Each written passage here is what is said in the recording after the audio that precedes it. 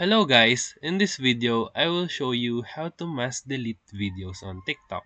So step 1, open your TikTok and go to your profile.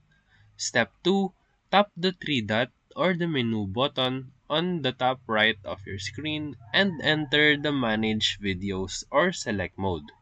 Step 3, tap all videos you want to delete. A check mark will appear on each videos you tap. Step 4, tap delete at the bottom, then confirm.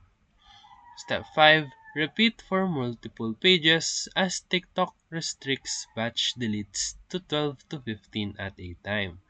Step 6, for older versions, consider switching to TikTok Create Tools if available. Step 7, as an alternate, archive private or draft videos instead of deleting them. If this video helped you, feel free to like and subscribe for more quick tutorials. Thank you for watching.